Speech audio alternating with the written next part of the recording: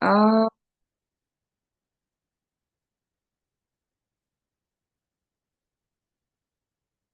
sudah ada ini.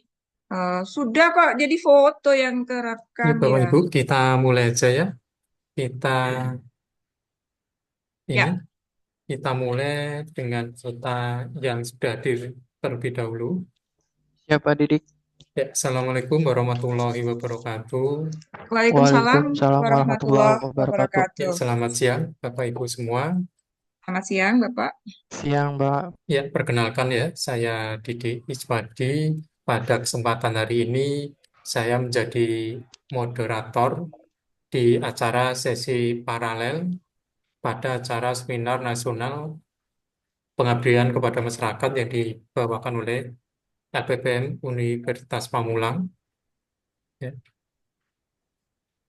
Mohon izin saya untuk memimpin eh, menjadi moderator di room 3. Untuk list peserta pemakalah room 3 ini yang pertama itu ada Ibu Sri Siti Munalar. Ya, saya lihat sudah hadir tadi Ibu Sri. Sudah, Pak? Kepada Bu Hadir. Sri sudah siap? Siap, Apakah sudah siap, Bu? Ya. sudah siap. Ya, urutan pertama Ibu Sri yang berjudul Fakta. Leksan Serwanda dalam Perjanjian E-commerce. Kepada Ibu Ya, Sri Siti Munalar, kami persilakan. saya yang share ininya atau dari panitia, Pak, saya sudah kirimkan. Suaranya belum ada, Bu. Ya. Tadi, tadi katanya sudah ada. Eza, Oh, sudah, Ya, sudah, suaranya sudah, sudah Bu. masuk, Bu. Sudah masuk, Bu, udah, suaranya. udah. Ini share dari saya atau dari panitia? Saya sudah kirimkan PPT-nya. Bagaimana, Bu? PPT-nya sudah saya kirimkan ke panitia. Apakah dari saya atau dari panitia yang nge-share? Eh, dari saya atau dari Ibu? Dari saya, dari yang share. Iya, dari bapaknya boleh, dari panitia. Bentar, bentar ya, Bu. Saya, Iya, iya, iya. saya cari dulu.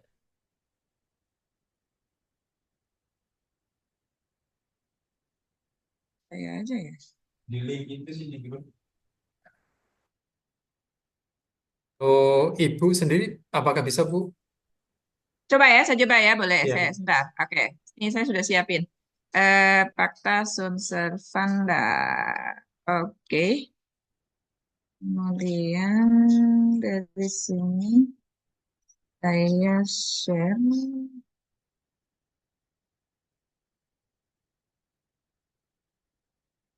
Ja, bantu Mama dong. Sebentar ya, share, share. Mana share? Oke, share. Sudah tampak kah? Enggak, udah. Sudah tampak ya? Enggak, udah.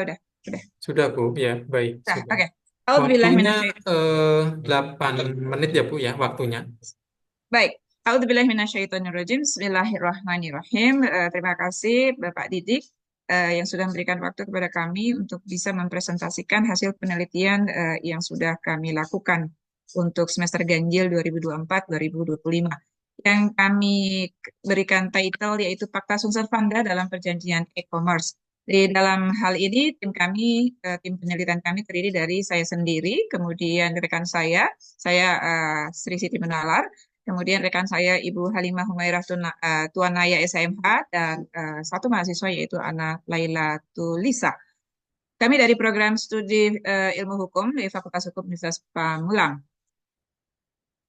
Hmm, Oke. Di sini latar belakangnya adalah bahwa kita itu ya di dalam melakukan suatu perjanjian kita memiliki asas yang namanya asas pacta sunt servanda, di mana bahwa eh, para pihak atau perjanjian yang dibuat oleh para pihak itu menjadi undang-undang bagi para pihak itu sendiri. Pokok persoalan yang kami teliti adalah bagaimana penerapan azas pacta sunt servanda dalam e-kontrak dan bagaimana mengatasi persoalan terjadinya perselisihan e-kontrak. Tujuan penelitian yaitu untuk mengetahui dan menganalisa azas pacta sunt servanda sebagai landasan perikatan. Kemudian manfaat penelitiannya adalah kontribusi bagi peneliti serta sumbangsi pada dunia ilmu pengetahuan hukum. Metode pelaksanaan kok PKM ini ya, keliru ini ya. Soalnya saya ngambil template dari PKM ini ya. Mohon maaf. Metode pelaksanaannya itu yaitu normatif yuridis. Saya geser ke sini dulu. Normatif yuridis yaitu penelitian hukum doktrinal atau legal research yang merupakan satu penelitian hukum yang dimulai dengan melakukan penelusuran terhadap bahan-bahan hukum sebagai dasar untuk membuat keputusan yaitu hukum legal decision making terhadap kasus-kasus hukum yang konkret. Di mana cara pendekatan yang digunakan dalam suatu penelitian normatif memungkinkan peneliti untuk memanfaatkan hasil-hasil temuan ilmu hukum secara empiris dan ilmu-ilmu lain untuk kepentingan dan analisa serta eksplorasi hukum tanpa mengubah karakter ilmu hukum sebagai ilmu normatif. Hasil dari penelitian yang kami lakukan adalah bahwa e-commerce itu telah mengubah konsep perdagangan konvensional yang kita ketahui sekarang banyak sekali platform-platformnya, ada yang orange, hijau, kemudian nanti yang datang dari luar negeri juga sudah berkiprah di tanah air kita, ya ada Amazon dan lain-lain gitu ya. Kalau di kita ada Shopee, ada apa itu Tokopedia dan lain-lain. Di mana sebelumnya para pihak bertemu secara langsung, secara konvensional, tapi sekarang tidak, ya. Tapi para pihak ini bertemunya melalui online, ya. Konsep ini menjadi konsep perdagangan jarak jauh di mana para pihak tidak perlu bertemu secara langsung. Pengaturan perjanjian e-commerce ini seperti dalam pembuatan kontrak dapat dilakukan dengan cara yang lebih praktis pula, murah dan cepat melalui media elektronik atau dikenal dengan istilah kontrak e-commerce atau online kontrak atau disebut juga dengan istilah e-kontrak. Kesimpulannya adalah bahwa aktualisasi dari asas fakta asumsi fanda yang tadi saya sudah sebutkan di awal dalam pembuatan e-kontrak hanya dapat menjamin bagi aktivitas di dunia maya pada saat tidak terjadi sengketa, aman-aman saja ketika tidak terjadi sengketa. Tetapi ketika terjadi sengketa justru kontrak ini menimbulkan permasalahan karena e-kontrak pada prakteknya dibuat tidak memenuhi syarat sahnya perjanjian yang kita biasa temukan sebagai azas sebagai pasal suci dalam Undang-Undang Hukum Perdata, yaitu pasal 1320, ya, bahwa salah satunya itu ada yang namanya syarat sah objektif dan syarat sahnya secara subjektif. Ini syarat sah perjanjian sebagaimana diatur dalam 1320 Perdata, khususnya dalam hal percakapan, ya. Kita ya walaupun mungkin di dalam platform misalnya online itu kan biasanya diatur, cuman kan banyak orang-orang yang menyalahgunakan di situ ya dalam melakukan penggunaan. Nah, ada nanti bahasanya di PKM saya juga penggunaan online ini bisa digunakan oleh orang-orang yang sebetulnya tidak diperbolehkan, yaitu di bawah umur. Dan sini para pihak itu tidak cakap hukum, ya, serta kekuatan pembuktian e-kontrak di pengadilan menjadi lemah meskipun di dalam pasal 5 ayat 1 dan ayat 2 Junto pasal 11 ayat 1 Undang-Undang ITE mengakui keabsahan dokumen elektronik dan tanda tangan digital yaitu digital signature sebagai alat bukti yang sah menurut hukum acara yang berlaku di Indonesia. Namun e-kontrak tidak dibuat dalam bentuk akta yang oleh pengesahan dari notaris atau pejabat yang berwenang. Saran yang kami berikan adalah lebih berhati-hati dalam melakukan kegiatan jual beli secara online dan seyogyanya buat rekap bukti setiap kali melakukan e-kontrak, ya. Cukup saya kira di sini untuk keluaran dan rencana tindak lanjut saya akan merencanakan membuatnya di dalam jurnal sudah saya kirimkan artikelnya, dan untuk tindak lanjutnya tulisan mengenai asas asumsi fanda ini seyogyanya bisa dibukukan. Saya kira cukup di sini. Assalamualaikum warahmatullahi wabarakatuh. Waalaikumsalam warahmatullahi wabarakatuh. Ya, demikian pemaparan dari Ibu Sri. Apakah ada pertanyaan, Bapak Ibu? Silakan. Ayo Mas Yuda, barangkali ada. Mas Yuda, Mas Nurmin. Atau kita lewat aja biar cepat. Ya, Ini biasa terjadi ya. Biasa terjadi kita kalau misalnya belanja-belanja di keranjang kuning, keranjang orange, keranjang hijau gitu kan. Tapi alhamdulillah saya aman-aman aja selama ini. ini penelitian atau PKM ya, Bu ya? Ini penelitian Bapak. Oh, penelitian. Ada satu lagi ya, saya lanjut aja boleh Pak Didik. Sesuai PKM. dengan urutan ini, Bu, urutan. Yang kedua ada Oke, Bapak Leo, Bu. Pak Leo, boleh deh. Nah, Oke, baik. Aksan Sirwanda itu maksudnya bagaimana ya, Bu? Fakta Sunsavanda adalah satu azas, Pak Didik. Kita di dalam hukum perjanjian itu, buku ketiga, Undang-Undang Hukum Perdata kita yang masih diadopsi dari Belanda, yang kita masih menggunakan hingga saat ini, itu ada pasal yang namanya pasal 1320, di situ syarat-syarat sahnya suatu perjanjian. Ada syarat objektif dan ada syarat subjektif. Syarat objektifnya itu berkaitan dengan objek yang dijanjikan, dia itu harus sesuatu yang halal dan sesuatu yang memang nyata ya ada. Tapi kalau syarat subjektifnya itu adalah kecakapan, kecakapan apa para pihaknya, dan Hmm. caranya seperti itu. Kalau di dalam e-kontrak ini kan berarti eh, secara online ya Pak, yang saya tekankan di sini adalah perjanjian secara online dalam misalnya jual beli gitu. Itu kalau misalnya apa ada personilnya atau pihaknya yang tidak cakap hukum dalam hal ini kan orang cuma klik-klik aja itu menggunakan peraturan-peraturan tersebut. Itu sebenarnya tidak sah gitu loh. Tetapi dengan adanya kita ini pengguna mengklik-klik dianggap sudah mengokekan apa yang dimintakan di platform tersebut. Begitu. Nah, itu akan menjadi masalah ketika tidak akan menjadi masalah ketika misalnya ya akan menjadi ditemukannya apa nih misalnya ada perselisihan. Misalnya saya pesannya misalnya jilbab jilbab dewasa, tapi yang dibeli yang dikirim jilbab anak-anak seperti itu, ya. Maka tapi sekarang sudah semakin meningkat dengan adanya misalnya kita harus memvideokan ya dalam ketika membuka paketnya gitu. Atau misalnya dalam e-kontrak yang lain ya. Nah, karena kita tidak bertemu para pihaknya, sehingga kita menggunakan fasilitas online gitu. Itu valid ya, Bu, ya. Pakai itu kan cara online ya, Bu, semuanya ya. Ya, Hmm. yang kita beli-beli itu karena di situ ketika kita mengklik OK, mengklik misalnya setuju, CO, kita setuju itu sudah dianggap setuju, walaupun sebenarnya itu baku mereka sendiri ya apa di dalam hal ini yaitu pihak produsen, pihak penjual yang membuat aturan-aturannya, sementara kitanya sendiri sebagai konsumen itu tidak tahu. Dan ini memang masih diperdebatkan adanya kontrak baku yang merugikan pihak debitur atau pembeli. Kalau misalnya saya debitur di sini, misalnya kita mau pinjam uang di bank tuh, dalam hal ini ya, dalam kontrak baku ya, saya bicara kontrak baku. Kalau misalnya kita pinjam uang di bank, orang masyarakat pinjam uang di bank, itu kan menggunakan kontrak baku. Terlalu sulit, terlalu lama kalau kita misalnya menggunakan kontrak yang memang dibikin oleh sama-sama suka gitu loh.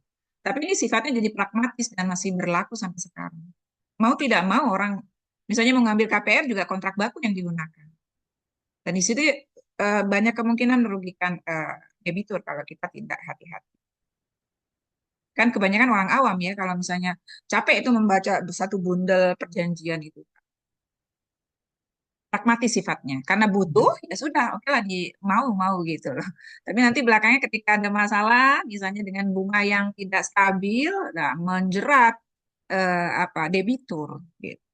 Itu sangat sangat Ya, merugikan sekali. ya, kita berarti harus jeli ya, Bu, ya. Jeli apa yang ada di surat tersebut sebelum kita mengokekan ya. Iya, Ya. sebelum mengokekan dan sebelum kita sign ya. Kalau di dalam online itu kita mengokekan, klik OK CO gitu kan. Tapi kalau misalnya di dalam perjanjian keluar daripada perjanjian elektronik, itu juga sering kali orang misalnya apa. Nah, kalau sini juga misalnya pinjol ya, pinjol. Pinjol ini juga kan kontrak baku ini kan. Kontrak baku. Orang karena butuh uang, ya kan?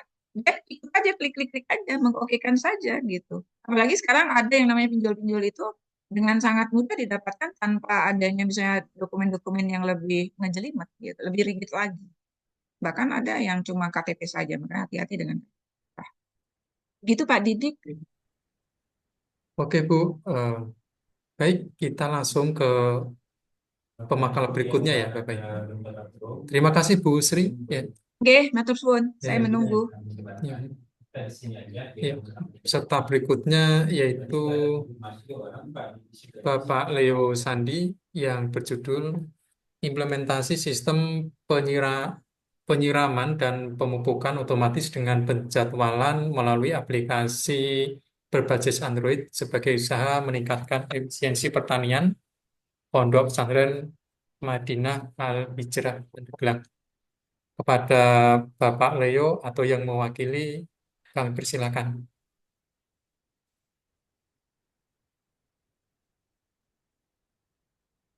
Belum ada ya, Bapak Leo atau yang mewakili. Kalau belum ada, Lanjut saya, kita lanjut peserta berikutnya, Ibu Sri. Ya, Bu Sri. lanjut. Silakan Bu Sri. Tentang Oke, penggunaan media sosial dengan bijak bagi masyarakat. Ya, silakan. bentar saya ini dulu parung saya. Oke, apakah sudah keluar? Masih Sudah tampil? awal, Bu. Enggak, ini penggunaan media sosial. Di saya sudah tampil. Apakah sudah share? Belum. Yang awal sudah coba keluar dulu, Bu. Keluar. Mulai dari share screen.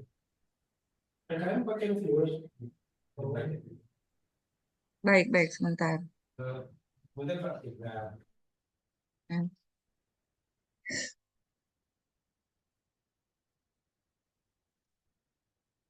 Share screen ya. Oh, stop dulu ya.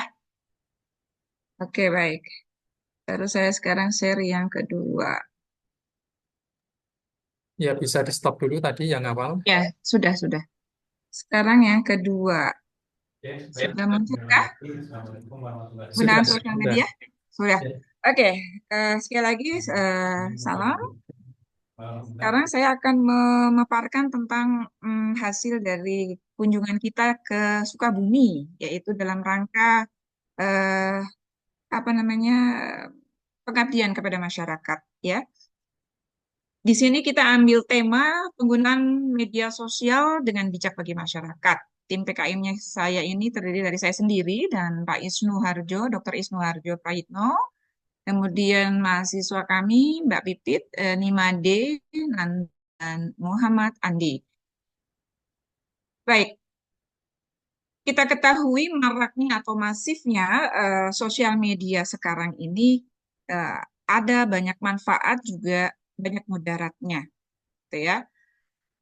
Di sini mitra yaitu Desa Parungsea memiliki masalah di sini dengan maraknya dampak penggunaan sosial media berdampak kepada kehidupan para remaja di sana, ya. Sosial media yang serampangan gitu ya, yang asal klik gitu ya. Nah, tujuan PKM-nya adalah mengedukasi masyarakat setempat betapa pentingnya sosial media dan lebih penting lagi penggunaannya secara bijak, gitu.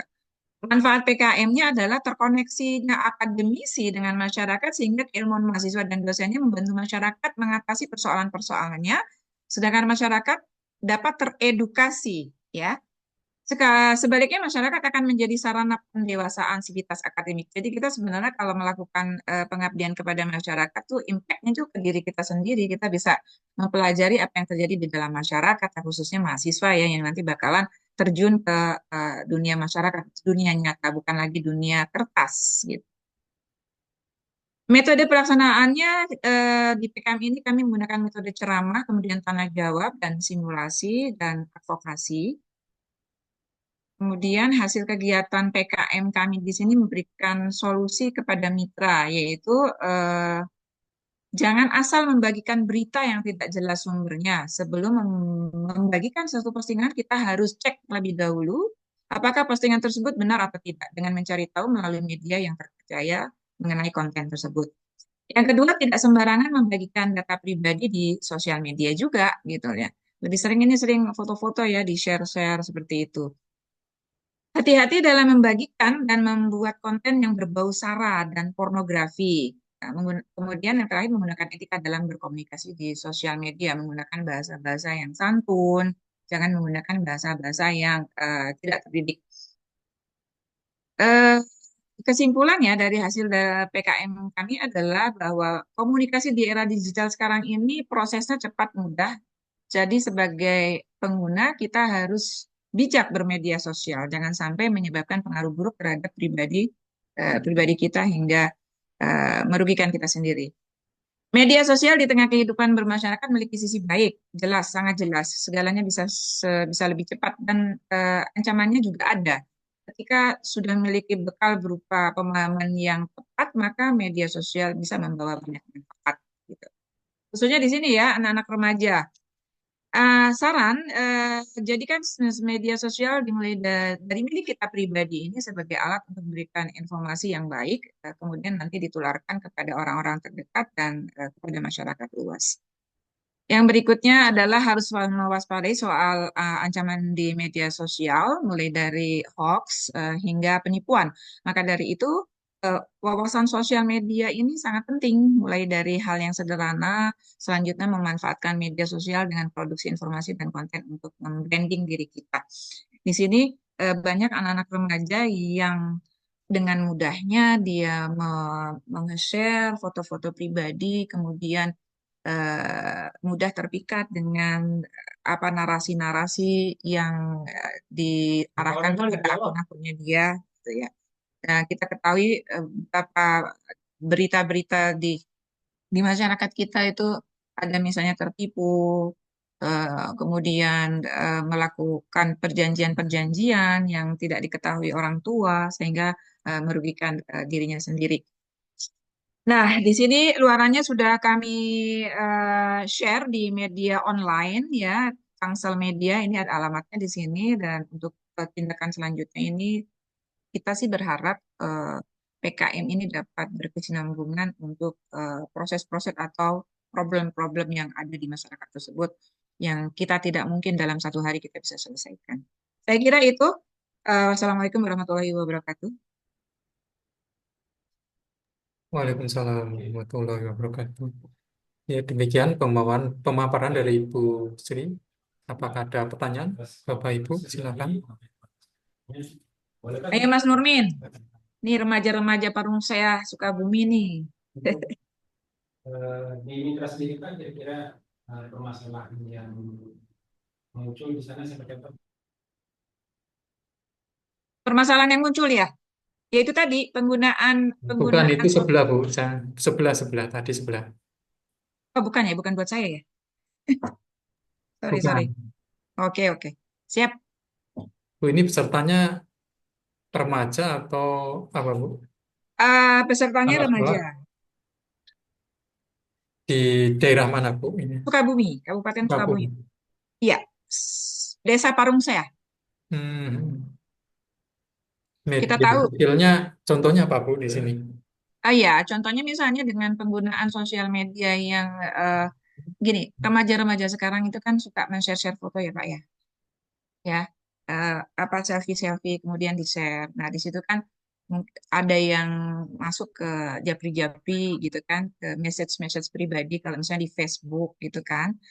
Nah, kemudian di situ terjadilah perbincangan cerita-cerita di situ yang sifatnya itu eh, mengarah sebenarnya kan kita tidak boleh ya dilarang kan di dalam agama kita itu. Tapi kan di sini kelemahannya remaja-remaja kita itu tidak mengindahkan larangan-larangan tersebut gitu. Sehingga apalagi untuk usia-usia remaja itu ketika kemudian menerima sanjungan-sanjungan itu sudah tidak bisa kontrol gitu. Seolah-olah ya seperti itu dan janji-janji kemudian melakukan pertemuan-pertemuan gitu. Seperti itu ya akhirnya nanti ya terjadi apa namanya perbuatan-perbuatan yang tidak diinginkan dan peristiwa-peristiwa hukum yang mengikutinya seperti itu. Jadi dalam hal ini orang tua juga harus mengcounter ya agak sulit memang. Nah, sekarang ini kita harusnya sebagai orang tua atau eh, masyarakat pada umumnya ya pengambil kebijakan juga harus banyak memperhatikan anak-anak remaja. Ini Pak, untuk tidak Pak. Baik, Bu. Ya, ya kita lanjut ya, Bapak Ibu, ke peserta Monggo, berikutnya. Terima kasih, Bu Sri. nggih, atur suwun. Ya. Peserta berikutnya adalah Bapak Nurmin Arianto yang berjudul analisis faktor yang mempengaruhi keputusan pembelian serta implikasinya terhadap kepuasan konsumen pada PT Rasa Jiwa Indonesia. Kepada Bapak Nurmin atau yang mewakili, kami persilakan. Pak Didi sudah boleh. Pak Didi, kalau tim Baik, Pak Didik, izin untuk share screen ini sebelumnya masih ada screen dari Ya, ya, saya keluar. Bu Sri Saya ya. keluar, saya keluar, Ya, saya keluar keluar. dulu, Bu. Bu Sri. Udah. Sampun, sampun, sampun. Siap, siap. Oke, siap Ibu, saya izin. Pak Yatma. Iya, siap Bu. Saya izin share screen ya Pak ya sebelumnya. Bentar, Baik, saya Pak. cari dulu filenya. Ya. Oke, sudah terlihat belum Pak? Sudah, Pak. Ya. Sudah ya. Oke. Oke, terima kasih Pak Didik. Sebelumnya Assalamualaikum warahmatullahi wabarakatuh. Waalaikumsalam. Waalaikumsalam. Ya, selamat siang Bapak dan Ibu yang ada di room ini. Izinkan saya untuk memaparkan hasil penelitian kami ya, yang dimana anggota kami terdiri dari beberapa anggota, yaitu yang pertama atas nama Nurmin Arianto, yaitu saya sendiri, dan yang kedua yaitu Ibu Suharni Rahayu, dan yang ketiga yaitu Ibu Fauzia Septiani. Adapun kami mengambil judul penelitian di dalam penelitian ini yaitu adalah analisis faktor yang mempengaruhi keputusan pembelian serta implikasinya terhadap kepuasan konsumen pada Rasa Jiwa Indonesia. Yang dimana PT Rasa Jiwa Indonesia ini merupakan salah satu perusahaan yang bergerak di bidang bakery atau penjualan roti. Nah, yang melatar belakangi kami untuk mengambil penelitian ini yaitu pertama landasan yuridisnya yaitu berdasarkan Undang-Undang Nomor 18 Tahun 2022 tentang pangan yang diatur oleh pemerintah yang ada di Indonesia itu sendiri, dan yang mendasari empiris saya yaitu yang dimana PT Rasa Jiwa ini merupakan salah satu perusahaan yang bergerak di bidang makanan itu sendiri, yang dimana tujuan utamanya yaitu untuk dapat menarik konsumen sehingga konsumen dapat melakukan pembelian yang impact dari keputusan pembelian itu yaitu terciptanya kepuasan kepada konsumen itu sendiri terhadap PT Rasa Jiwa Indonesia itu sendiri. Nah, jika kita lihat berdasarkan data empiris yang dilihat berdasarkan data penjualan selama kurun waktu kurang lebih 3 tahun terakhir, di mana data penjualan itu mengalami fluktuatif, ya, yaitu pada tahun 2020 sampai dengan 2002 ada beberapa penjualan yang tidak tercapai targetnya, sehingga menandakan bahwa keputusan pembelian yang ada PT Bakery tersebut masih kurang, sehingga berdampak terhadap ada beberapa faktor yang mempengaruhi keputusan itu sendiri. Yang pertama dilihat berdasarkan media promosi yang digunakan masih kurang. Jika kita lihat berdasarkan data yang ditampilkan bahwa media promosi atau kegiatan promosi yang dilakukan dari kurun waktu 3 tahun masih kurang. Dan selain itu, kalau kita lihat ada beberapa unsur lain yang mempengaruhinya dilihat berdasarkan citra merek. Citra merek yang ada pada roti bakery oat itu sendiri belum terdaftar ya di Top 10 Index Watch, yang menandakan bahwa citra merek itu belum diketahui secara umum oleh konsumen itu sendiri. Di sisi lain juga dipengaruhi oleh faktor kualitas pelayanan yang diberikan oleh bakery oat itu sendiri masih kurang. Hal ini bisa kita lihat berdasarkan data keluhan yang ada bakery oat itu sendiri masih banyak, yaitu dari 3 tahun terakhir. Nah, dari latar belakang tersebut maka terciptalah beberapa rumusan masalah, yaitu yang pertama, apakah promosi itu memiliki pengaruh terhadap keputusan, citra merek memiliki pengaruh terhadap keputusan, kualitas pelayanan berpengaruh terhadap keputusan, serta pengaruh baik secara simultan antara promosi, citra merek, kualitas pelayanan terhadap keputusan. Dan yang berikutnya, promosi memiliki pengaruh terhadap kepuasan, citra merek kepuasan, kualitas pelayanan kepuasan, Nggak harus keputusan seperti itu ya. kepuasan, serta simultannya. Nah, ini merupakan paradigma kerangka berpikir yang kita kembangkan.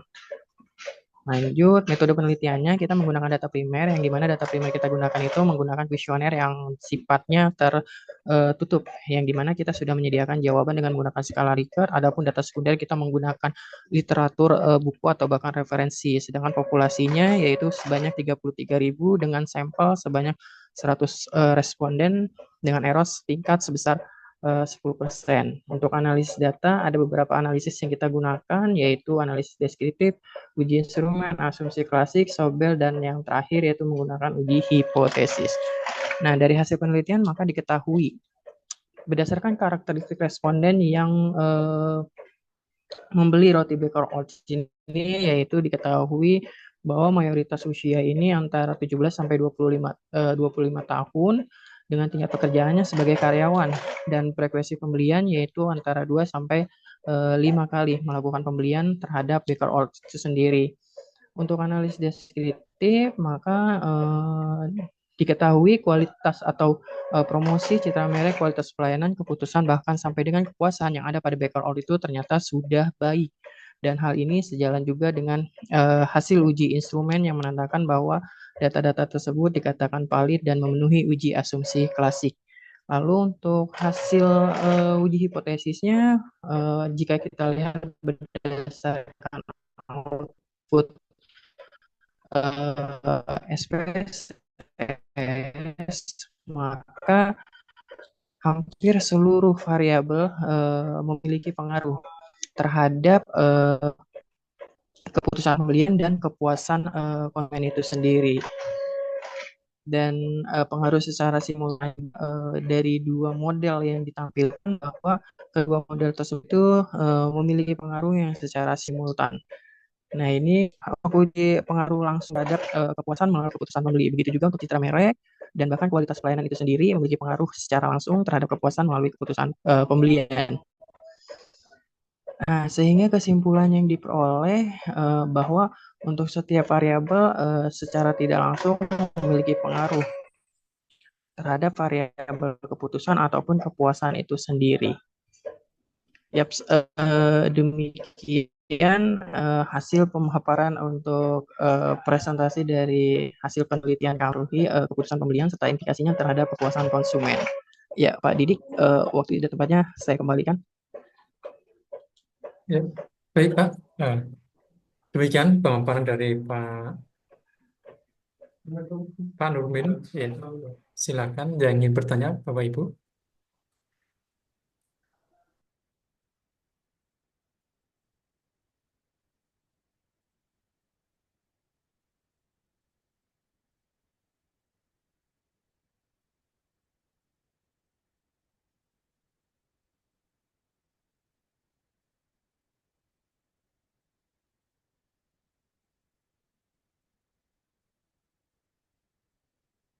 Untuk faktor kemasan, Pak, kemasan ini tidak masuk dalam ini, Pak, dalam faktor yang mempengaruhi, Pak. Oh iya, untuk packaging kita tidak termasuk, Pak, karena kita hanya melihat berdasarkan beberapa faktor, salah satunya yaitu citra merek, kualitas pelayanan, dan promosi yang diberikan oleh Baker All itu sendiri atau PT Rasa Jiwa itu sendiri, gitu. Yang dimana mereka memiliki pengaruh terhadap keputusan dan kepuasan itu sendiri. Seperti itu, Pak Didi. Karena kemasan ini juga bisa mengaruhi konsumen ya, untuk cepat membeli atau enggak. Kalau kita lihat ya, kemasan yang dengan warna yang menarik, kemasan dengan bentuk menarik itu juga bisa menggait konsumen, Pak. Biasanya seperti itu sih, kalau yang saya terima gitu. Ya, siap. Packaging juga bisa, Pak, mempengaruhi Hmm. keputusan konsumen untuk membeli produk itu sendiri. Seperti itu. Apalagi kalau packagingnya itu sesuai atau bahkan sesuai dengan standarisasi yang sudah ditetapkan itu sendiri. Seperti itu, Pak. Tetapi di sini berdasarkan faktor yang kita lihat, berdasarkan teorinya Kotler, ada beberapa faktor. Salah satunya tadi 3 faktor itu sendiri yang akan kita teliti. Gitu. Baik. Ya, terima kasih Pak Nurmin. Ya, kita lanjut Bapak Ibu. Siapa Didik, terima kasih. Terima kasih Ya, Bapak Ibu semuanya. ya, Assalamualaikum warahmatullahi wabarakatuh. ya. Waalaikumsalam warahmatullahi wabarakatuh. Baik, peserta berikutnya yaitu Bapak Joko Rizkyono yang berjudul Pemantauan dan Peninjauan Pengaturan Penyalahgunaan Wewenang dalam Undang-Undang Nomor 30 Tahun 2014 tentang Administrasi Pemerintahan. Kepada Bapak Joko atau yang mewakili, kami persilakan.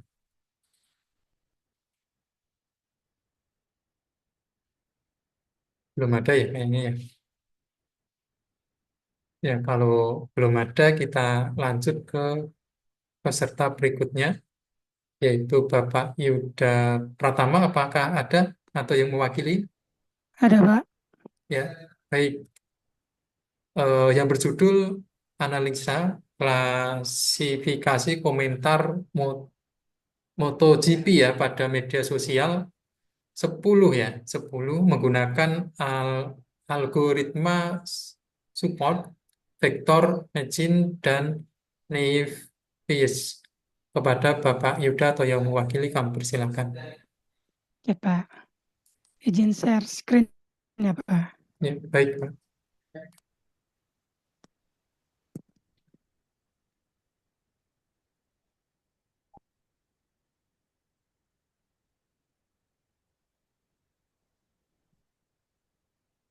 Oke, Pak, sudah terlihat screen-nya?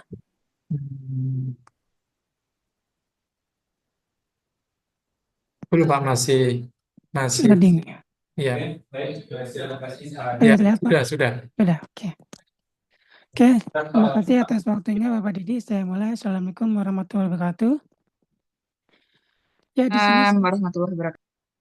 Oke, di sini saya akan mempresentasikan hasil penelitian saya yang berjudul Analisis Kualifikasi Komentar MotoGP pada media sosial X ya, atau Twitter waktu itu, menggunakan algoritma super vector machine dan naive Bayes. Di sini saya bersama ada saya sendiri, Yuda Pratama, dan Pak Angga Pamadjaya dan Pak Andi akan mempresentasikan tentang penelitian saya ya.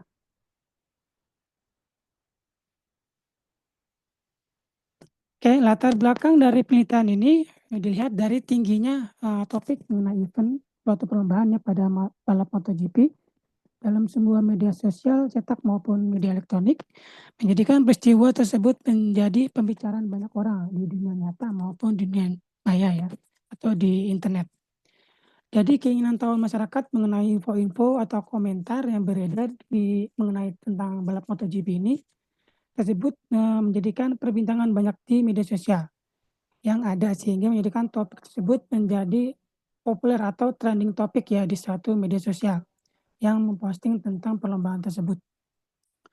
Jadi dari masalah di atas perlu didefinisikan atau diidentifikasikan apakah komentar yang tersebar di Twitter itu atau di X tersebut benar, apa isinya tentang MotoGP atau bukan ya. Biasanya kan kalau yang sedang trending topik di media sosial itu biasanya ada yang selip berita-berita yang lain ya. Jadi tidak semuanya yang trending topik sesuai dengan berita yang di trending topikan atau sesuai dengan temanya atau topiknya ya. Lalu nanti di sini kita akan menggunakan algoritma yaitu super vector machine dan naive Bayes untuk menentukan nilai akurasi dari sebuah komentar tersebut. Jadi kita menghitung apakah akurasinya benar atau tidak ya.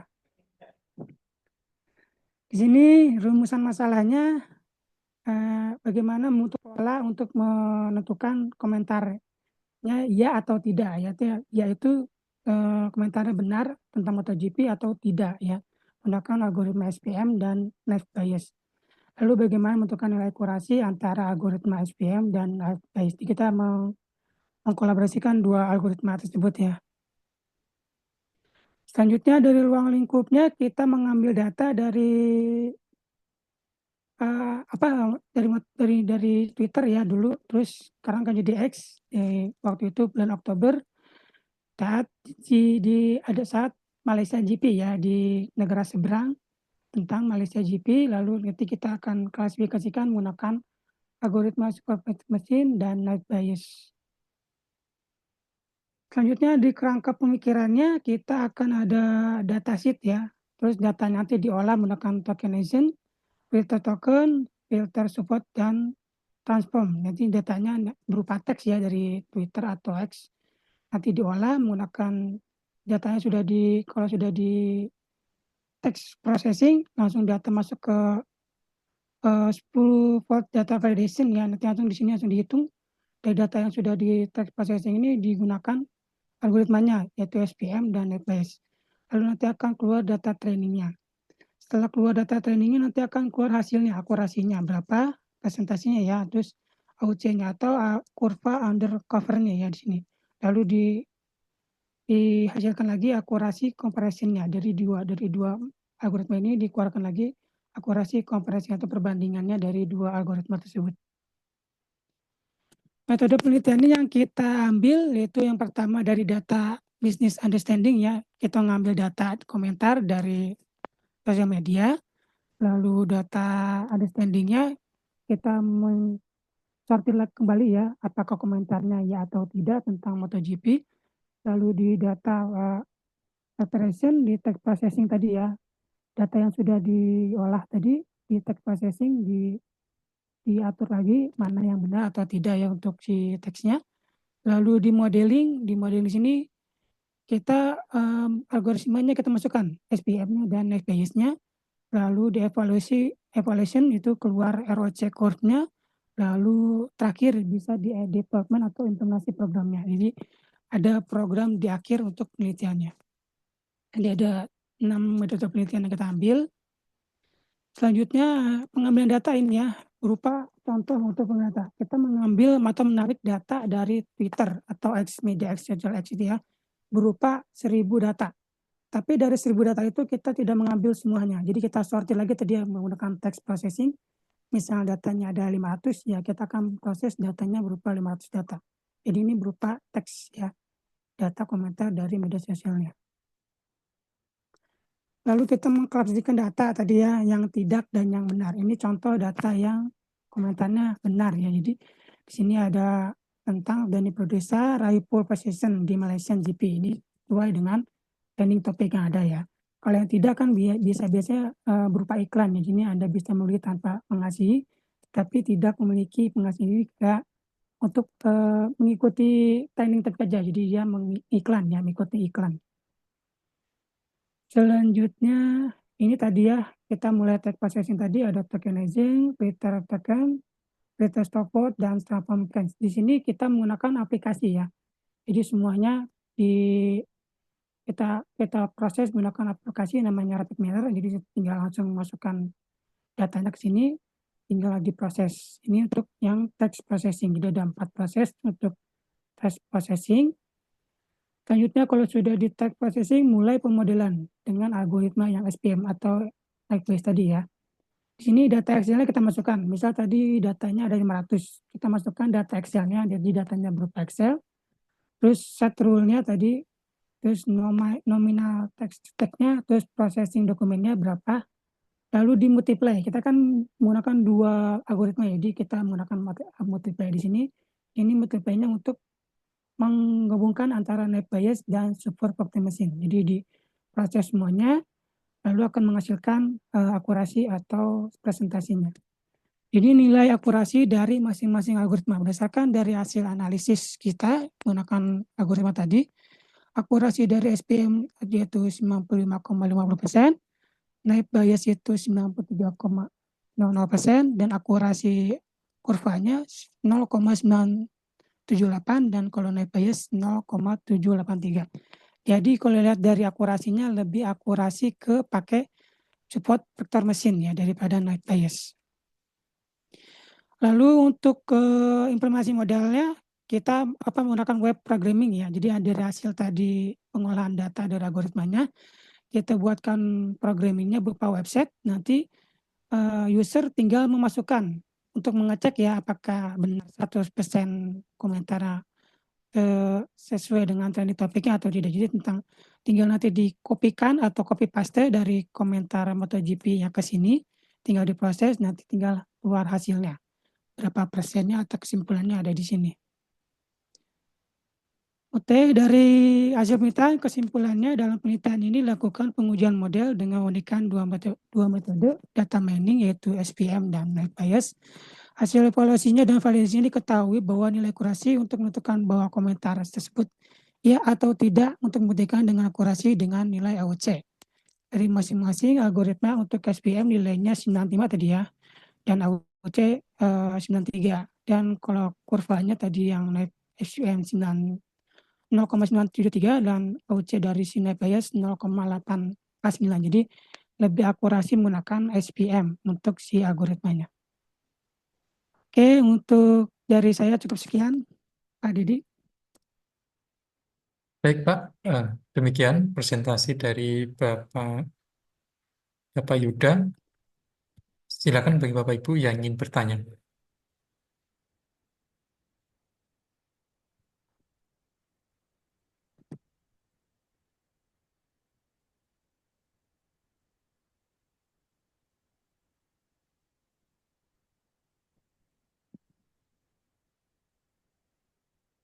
Ya, Pak Yuda, saya bertanya sedikit.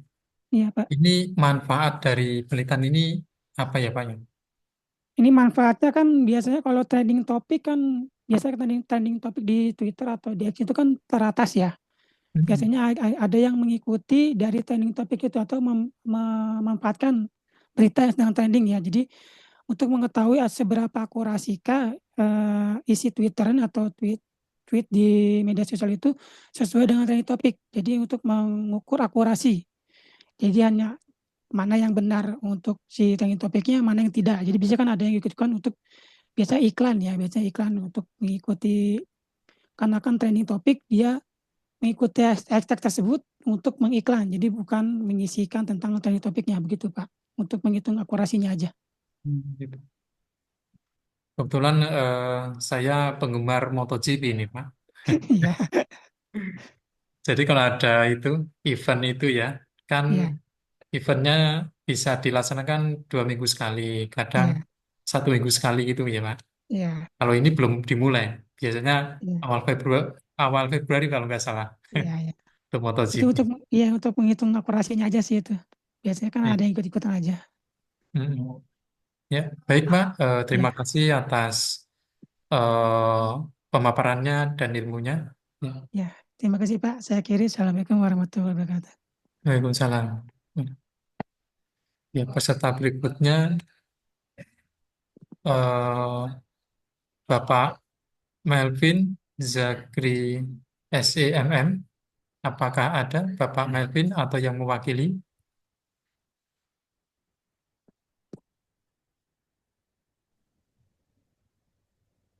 Ada Pak, Ada. Pak Didi. Ya, Ada baik. ya. Ya, yang berjudul Oke. Edukasi terhadap Manajemen Waktu pada Pemuda Pesantren Takasus Lixe, Jakarta. Pada Hmm. Bapak Melvin kami persilakan. Terima kasih Pak. Assalamualaikum warahmatullahi wabarakatuh. Waalaikumsalam warahmatullahi wabarakatuh. Perkenalkan, kami dari peneliti untuk PKM saat ini kita akan memberikan pemaparan tentang hasil PKM kita.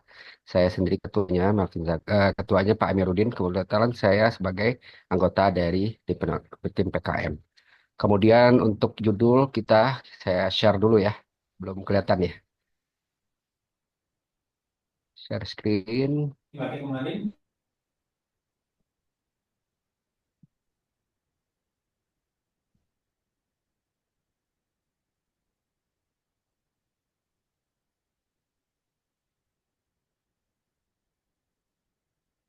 Tidak keluar ya Pak Didi datanya. Belum, Pak, belum kelihatan. Ah, Coba di-share, klik. Nah, maksudnya nih, 5% itu batas maksimal. iya, cuman di sini nggak ada namanya. Sebentar Pak. Explore ada juga nih.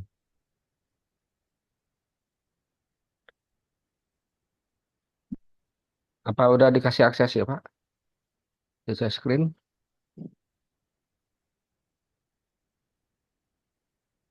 Coba klik share Saran, screen. saran buat katanya gimana Pak? Ya, emang nggak ada PowerPoint ya Pak. Sebentar Pak. Untuk explore juga nggak muncul.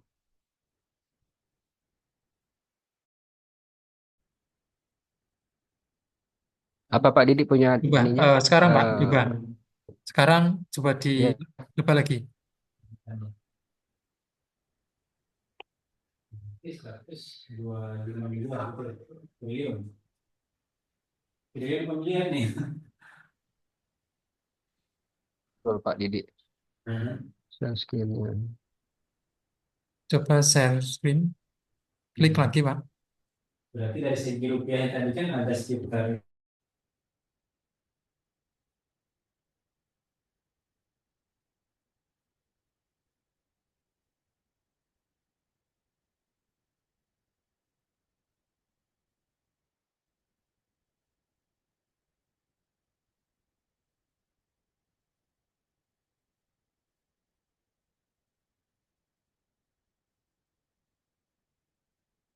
Nah, itu dia tuh. Kelihatan ya. Ini dari Pak Didi ya? Ya, sudah Pak, Iya, sudah. kami, Pak. Ya. Oke. Halaman pertama, kita kembali ke halaman pertama. Mana dia?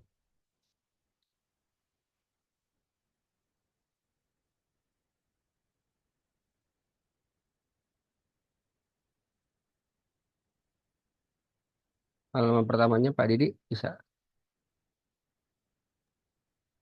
Ini strategi mengatasi Pak, belum halaman pertama. Iya, benar. Iya, tadi untuk memperjelas saja soalnya ini kan kita rekam jadi. Oke. Eh, Halaman pertama ini? udah halaman pertama ya Pak Didi ya? Ya, sudah. Muncul di sini. Oke, baik. Untuk judul PKM kita adalah tentang edukasi manajemen waktu untuk pemuda pesantren. Kebetulan kita mengadakan apa namanya pengabdian pada masyarakat di sebuah pesantren di Jakarta, IIKI, Institut Ilmu Quran Khususan untuk tahfiz. Latar belakang kita melakukan PKM di pesantren ini pertama adalah karena ada perubahan terhadap proses pembelajaran di saat pandemi COVID-19, di mana di situ perubahan metode pembelajaran di Indonesia pada umumnya memakai metode pembelajaran secara jarak jauh atau PJJ, dan penggunaan media daring seperti smartphone, komputer, laptop sebagai proses belajar tetap berlangsung meskipun di tengah pembatasan sosial. Nah, hal ini juga terjadi di pesantren IIKI. Tantangan dalam pembelajaran daring ini adalah banyak sekali, beberapa hal diantaranya juga ada manfaatnya dan tantangan kepada siswa dan orang tua, di mana para siswa eh, yang tidak memiliki perangkat yang memadai atau orang tuanya tidak mampu untuk membeli perangkat yang sesuai dengan standar untuk daring. Ini juga akan membatasi atau membuat mereka tidak bisa cepat informasi, dan hal ini juga eh, berhadapan juga dengan penggunaan cara memakai alat tersebut ya dengan teknologi, dan ini juga akan bisa menghambat proses pembelajaran. Kemudian kesulitan dalam manajemen. Nah, manajemen waktu menjadi salah satu kendala utama dalam pelaksanaan pembelajaran daring. Tanpa perencanaan yang baik, kegiatan belajar mengajar dapat berjalan kurang efektif dan siswa santri dapat mengalami kesulitan dalam mengikuti materi yang diajarkan. Nah, kemudian kebijakan yang dilakukan pada saat pandemi tersebut adalah pertama, kebijakan pemerintah melalui surat edaran Mendikbud, yaitu mengatur jarak jauh untuk pelajaran jarak jauh dengan mencegah penyebaran COVID-19. Kemudian kesiapan orang tua dalam mendampingi pembelajaran. Banyak orang tua di sana merasa belum siap untuk mendampingi anak-anak mereka untuk belajar di rumah. Dan keterbatasan pengetahuan teknologi juga menjadi hambatan, kesulitan dalam menggunakan perangkat juga menjadi masalah. Dan yang ketiga, peranan teknologi dalam pendidikan. Teknologi memiliki peranan penting dalam pendidikan selama pandemi tersebut. Namun tidak semua siswa memiliki akses yang sama, sehingga akan kesenjangan dalam pembelajaran yang perlu diatasi oleh pemerintah dan institusi pendidikan. Nah, bagaimana sih untuk mengatasi proses belajar mengajar tersebut? Pertama adalah dengan melakukan penguatan infrastruktur teknologi. Dan pemerintah dalam hal ini sebelaku pembuat kebijakan dan yang akan mempersiapkan infrastruktur di bidang teknologi harus memastikan semua siswa memiliki akses yang sama terhadap perangkat dan koneksi internet, sehingga pembelajaran jarak jauh dapat lebih efektif. Kemudian harus ada dilakukan pelatihan terhadap orang tua dan guru. Pelatihan dan pendampingan pada orang tua dan guru dalam penggunaan teknologi sangat penting sekali. Hal ini dapat membantu mereka lebih percaya diri dalam mendukung proses belajar anak-anak mereka di rumah. Dan yang ketiga yaitu manajemen waktu yang efektif. Pengelolaan waktu yang baik dan terstruktur dalam pembelajaran jarak jauh dapat membantu siswa atau santri tetap fokus dan termotivasi. Ini juga membantu orang tua dalam mendampingi anak-anak mereka lebih efektif lagi. Kemudian kita lihat prioritas tugas. Salah satu prinsip utama dalam manajemen waktu adalah memprioritaskan tugas. Dengan menentukan yang paling penting dan mendesak, seseorang dapat mengalokasikan waktu dengan lebih bijak dan efisien. Kemudian pengaturan jadwal harian, mingguan sangat penting untuk memastikan semua tugas dapat diselesaikan tepat waktu. Kemudian evaluasi dan penyesuaian. Setelah menjalankan rencana manajemen waktu, penting untuk melakukan evaluasi dengan menilai apakah sudah berhasil dan apakah individu belum mencapai apa yang diharapkan. Dengan adanya penyesuaian untuk meningkatkan efektivitas pengelolaan waktu depannya. Sekarang kita lihat bagaimana untuk melihat pengertian dari manajemen waktu. Manajemen waktu adalah usaha sistematis untuk mengatur waktu agar dapat digunakan secara efektif. Hal ini meliputi perencanaan, pengorganisasian, serta pengendalian aktivitas agar waktu yang dimiliki dapat bermanfaat dan mencapai tujuan secara efisien. Pentingnya manajemen waktu. Dengan manajemen waktu, seseorang dapat meningkatkan produktivitas dan kualitas hidup. Manajemen waktu yang baik memungkinkan individu untuk fokus pada tugas-tugas penting dan meminimalisir gangguan sehingga hasil kerja menjadi lebih optimal. Dampak negatif dari manajemen waktu yang buruk, ketidakmampuan dalam menganalisa waktu dapat mengakibatkan stres, penurunan kualitas hidup, dan bahkan kegagalan dalam mencapai tujuan. Dalam konteks pendidikan, anak-anak yang tidak diajarkan manajemen waktu cenderung mengalami kesulitan dalam belajar sampai untuk meraih prestasinya.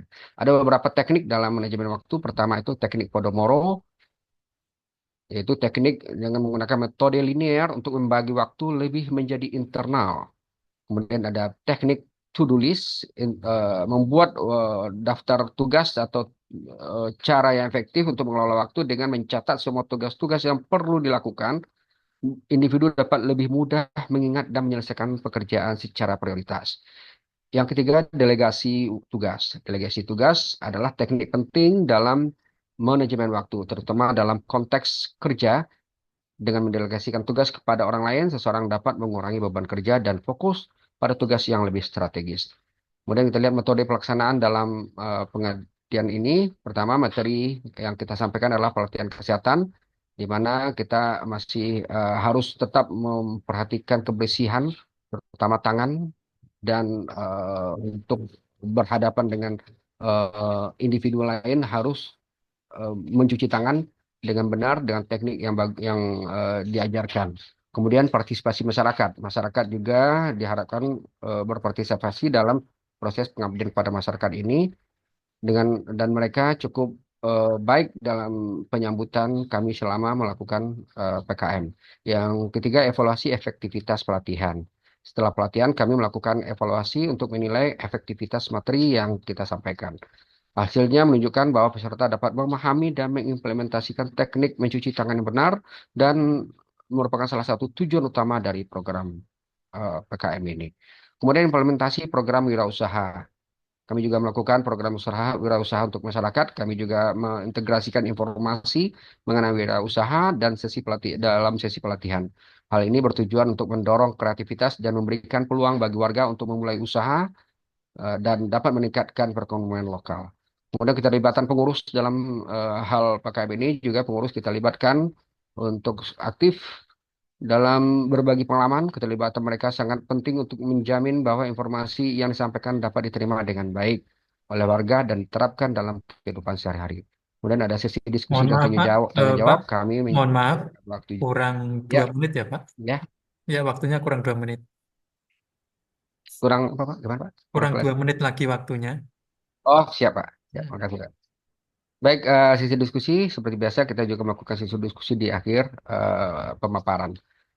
Hasil dampak pengabdian yaitu dampak positifnya terhadap kesehatan, kemudian peningkatan kreativitas warga dan tindak lanjut program. Kesimpulan, pengertian manajemen, kita sudah sampaikan tadi, manajemen berasal dari kata manage ya, yaitu mengatur waktu. Kemudian pentingnya manajemen waktu untuk anak-anak dan santri, kemudian keseimbangan aktivitas dan dampak positif manajemen waktu tersebut harus kelihatan dalam aplikasi kehidupan mereka dalam sehari-hari. Terima kasih, ini ada foto-foto dalam pengguna pengabdian. Dan akhirnya mengucapkan terima kasih. Jika ada pertanyaan silakan. Assalamualaikum warahmatullahi wabarakatuh. Waalaikumsalam warahmatullahi wabarakatuh. Ya, demikian presentasi dari Bapak Melvin. Bapak Melvin ya. Ya. Silakan Bapak Ibu yang ingin bertanya kalau ada, silakan.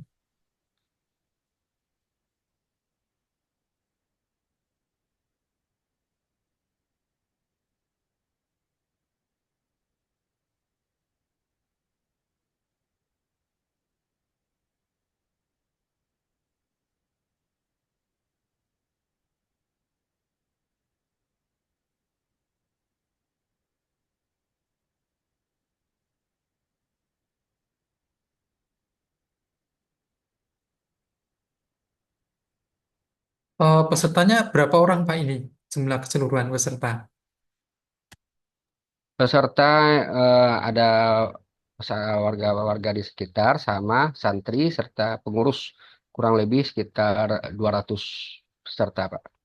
Ya, banyak juga ya Pak ya, Ya, 200-an. alhamdulillah. Eh, online atau offline Pak? Langsung Pak, kita langsung Hmm. ke lokasi. Ya. Sekalian juga kita memaparkan melalui Infocus juga. Hmm, Iya, Pak. antusias semua ya Pak. Alhamdulillah Pak Didi.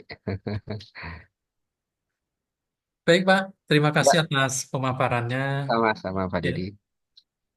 kita lanjut ke peserta berikutnya.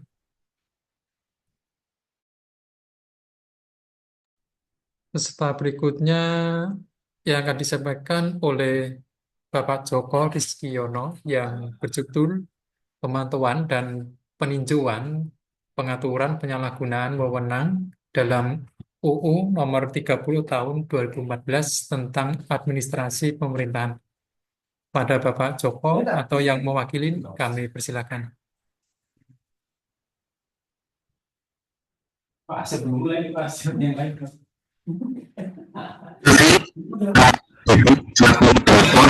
Assalamualaikum warahmatullahi wabarakatuh. Waalaikumsalam warahmatullahi. Mohon izin ini ada juga Ibu Haja Sri Siti Manular ini senior. Mohon izin nih. Ya, silakan. Izin Pak, nama saya tolong ganti-ganti. Ya, Ibu Sri Siti Manular kan? Enggak, nama saya diganti tuh Pak Joko. Oh gitu. Iya ya mohon. Munalan, Ya, Munalan. ya Bukan Munalar. Manulan, ya. Ya ya ya. Itu dia udah presentasi di rumah. Mohon izin ini Ibu. Monggo Bapak, Masya Allah.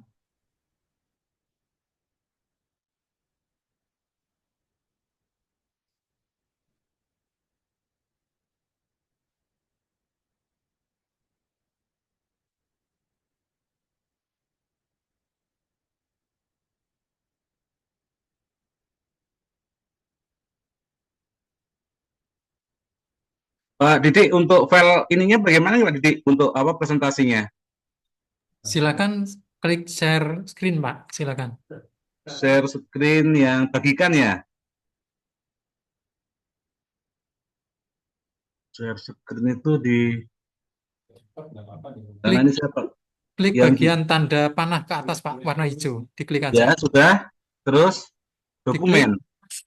diklik aja nanti itu yang Di papan PPT-nya tulis. tinggal diklik. Di papan tulis ya Pak ya? Iya, dibuka dulu PPT-nya, baru nanti share ini, klik share ini. Share screen.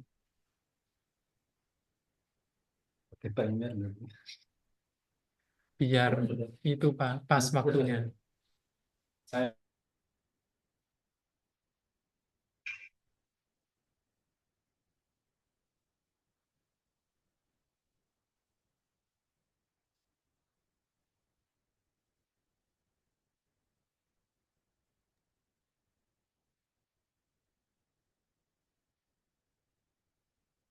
Belum masuk ya? Gimana Pak? Oh, belum masuk ininya Pak, apa namanya? Masuknya di papan tulis atau di doc ya Pak ya?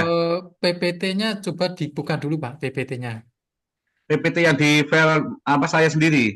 Iya, yang mau dipresentasikan PPT-nya dibuka dulu.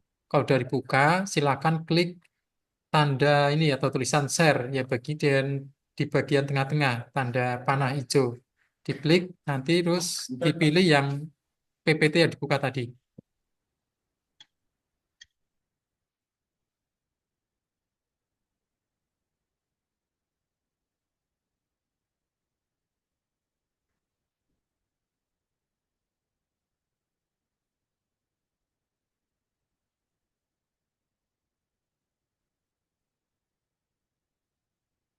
Dibuka ya?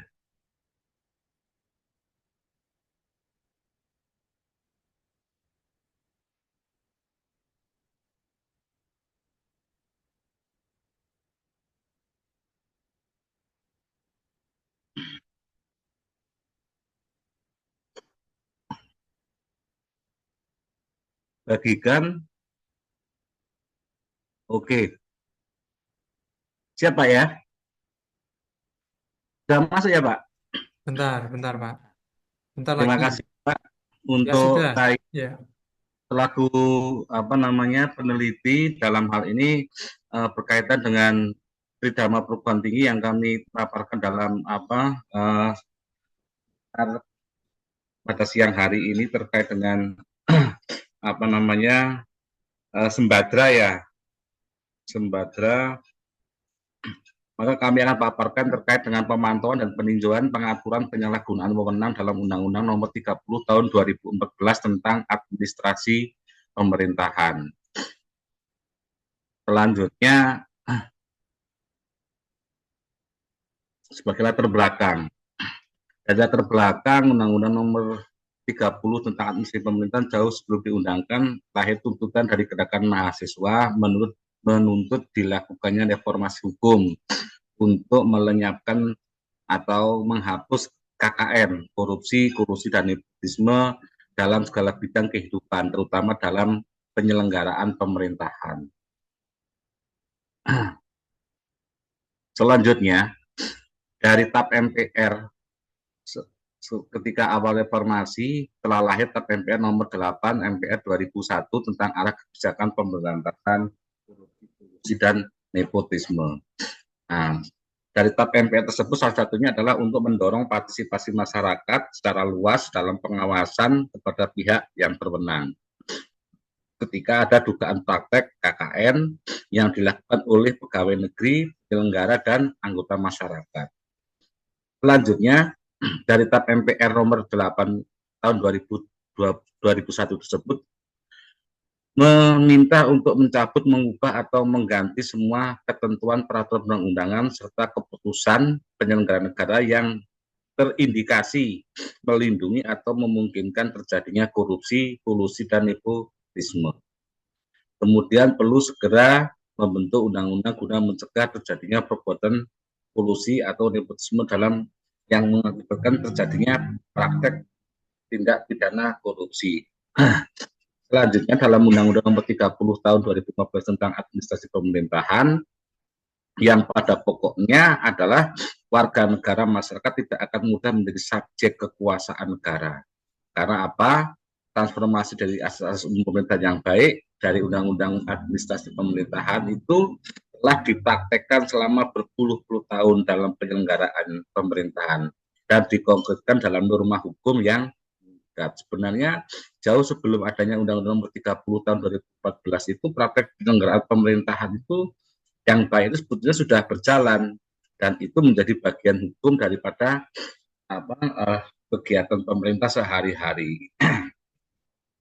Kemudian permasalahan sebagai isu hukumnya adalah dari penelitian yang kami dapati dalam Undang-Undang Nomor 30 Tahun 2014 itu adalah adanya ketidakharmonisan pengaturan penyalahgunaan wewenang dalam Undang-Undang Administrasi. Kemudian Karena ketidakharmonisan itu perlu dilakukan pemantauan dan peninjauan terhadap undang-undang administrasi pemerintahan karena terdapat potensi ketidaksinkronan dan ketidakharmonisan secara horizontal dengan peraturan perundang-undangan yang lain. Termasuk di dalamnya adalah undang-undang tentang penyelenggaraan negara, kemudian undang-undang tentang tindak pidana korupsi, kemudian undang-undang tentang pengadilan tata usaha negara sendiri, sehingga perlu adanya pengharmonisasian dan perlu adanya untuk dilakukan pemantauan dan peninjauan atau dikenal adalah sebagai post legislative scrutiny. Suatu undang-undang itu dalam prakteknya ketika kemudian ditemukan ada ketidakharmonisan atau ketidaksinkronan dalam pelaksanaannya, maka perlu dilakukan peninjauan. Kemudian dari harmonisasi dan sinkronisasi itu terutama kepada undang-undang apa saja yang sekiranya terkait dengan administrasi pemerintahan. Pertama tentu ada yang selalu menjadi rujukan adalah Undang-Undang Nomor 5 Tahun 86 tentang Peradilan Tata Usaha Negara. Dan berikut dengan perubahan terakhir di Undang-Undang Nomor 9 Tahun 2004. Kemudian yang kedua adalah Undang-Undang Nomor 28 Tahun 99 tentang penyelenggaraan negara yang bersih dan bebas dari KKN. Ini undang-undang ini lahir di masa reformasi.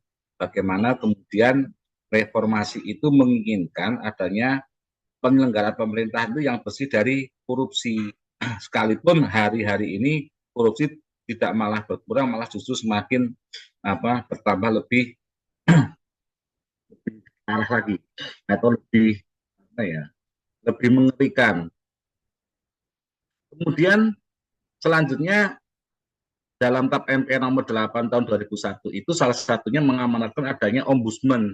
Maka kemudian lahirlah Undang-Undang Nomor 37 tahun 2008 tentang Ombudsman Republik Indonesia yang tugas pokok utamanya adalah melakukan pengawasan terkait dengan pelayanan publik yang dilakukan oleh penyelenggara pemerintahan itu sendiri. Kemudian Undang-Undang Nomor 5 tahun 2014 tentang aparatur sipil negara yang sudah diubah kemarin pada tahun 2022. Kemudian Undang-Undang Nomor 25 tahun 2009 tentang pelayanan publik. Kemudian Undang-Undang 23 tahun 2014 tentang pemerintahan daerah itu sendiri. Kemudian yang terakhir memang adalah Undang-Undang 30 tahun 2014 tentang administrasi pemerintahan. Oke. Dari harmonisasi dan sinkronisasi terkait dengan pengaturan pemerintahan, administrasi pemerintahan, kami membandingkan diantaranya adalah dengan Undang-Undang Nomor 28 tahun 99 penyelenggara bebas KKN, 30 tahun 2014 administrasi pemerintahan, dan asas-asas umum pemerintahan yang baik. Karena apa? Dari perbandingan tersebut akan terlihat konsistensi daripada asas yang tercantum dalam perundang-undangan tersebut mengikuti apa yang diinginkan dalam Algemeen Rechtshulsten Leven Beginsel van Burgerlijk Bestuur atau asas-asas umum pemerintahan yang baik. Kepastian, sama, keseimbangan, ada kesamaan. Bertindak cermat belum tentu dibuat dalam undang-undang administrasi maupun di dalam penyelenggaraan pemerintahan yang bebas KKN. Kemudian campur adukan kewenangan, menanggapi atau pengharapan, kemudian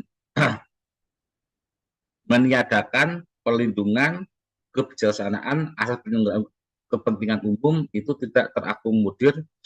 Setidaknya ada 5 asas yang tidak terakomodir baik di dalam undang-undang penyelenggara bebas KKN maupun dalam undang-undang administrasi pemerintahan.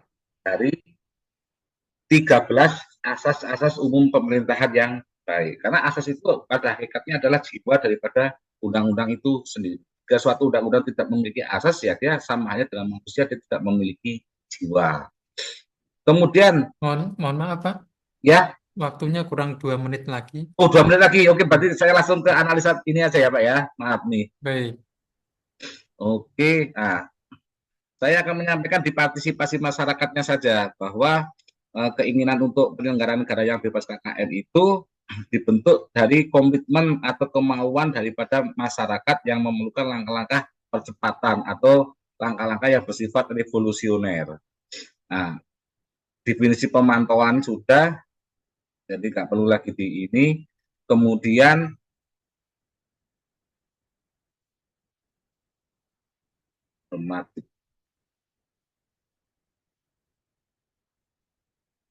nah, sebagai kesimpulan aja karena tinggal 2 menit, maka dari pembahasan tentang pemantauan dan peninjauan terkait dengan Undang-Undang Nomor 30 Tahun 2014 tentang administrasi pemerintahan daerah, sebagai konklusinya atau kesimpulannya diperlukan pengharmonisasian dan sinkronisasi ulang terkait dengan peraturan perundang-undangan yang terkait dengan penyalahgunaan wewenang. Selanjutnya yang kedua sebagai konklusinya adalah pengaturan materi muatan sehingga tidak banyak tafsir terkait dengan arti makna daripada penyalahgunaan wewenang itu sendiri dalam keputusan atau tindakan yang dilakukan oleh badan atau pejabat pemerintah, terutama dalam undang-undang administrasi pemerintah itu sendiri, baik secara hierarkis tidak diikuti oleh peraturan pemerintah sebagai pelaksana undang-undang. Maksudnya adalah sampai hari ini terkait dengan undang-undang administrasi pemerintahan itu, pemerintah belum ada membuat peraturan pelaksananya atau PP-nya, peraturan pemerintahnya. Ini yang kemudian menjadikan undang-undang administrasi pemerintahan dalam pelaksanaannya tidak berjalan. Demikian presentasi yang saya sampaikan kepada moderator. Waktu dan tempat saya kembalikan kepada Pak Didi. Terima kasih. Assalamualaikum warahmatullahi wabarakatuh. Waalaikumsalam warahmatullahi wabarakatuh. Ya, demikian presentasi dari Bapak Joko. Silakan Bapak Ibu kalau ingin bertanya.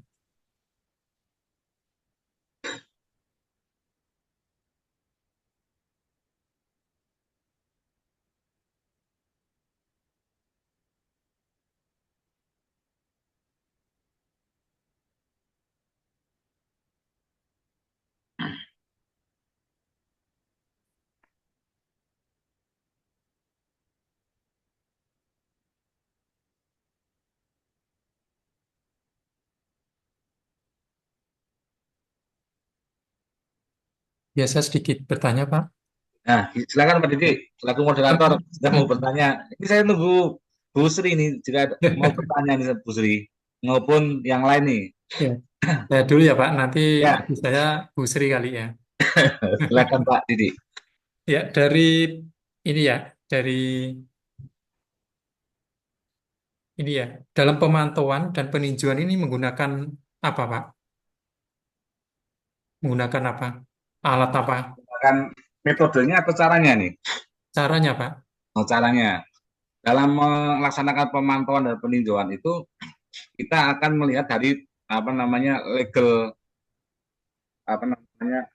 audit atau melalui legal review, memantau pelaksanaan dalam di dalam bahasa administrasinya itu bahwa undang-undang ini kan bersifat delegasi dan atribusi.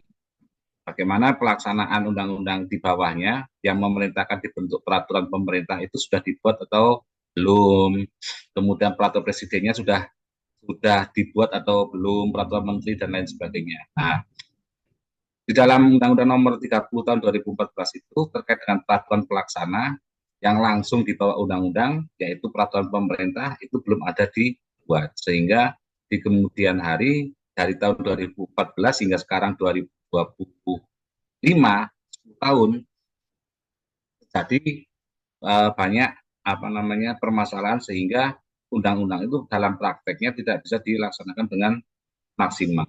Karena bagaimanapun ini Pak, suatu undang-undang itu tanpa adanya peraturan pelaksana itu sulit untuk dijalankan. Bahkan dalam upaya administrasi itu sampai hari ini juga belum disiapkan hukum acaranya, sehingga memaksa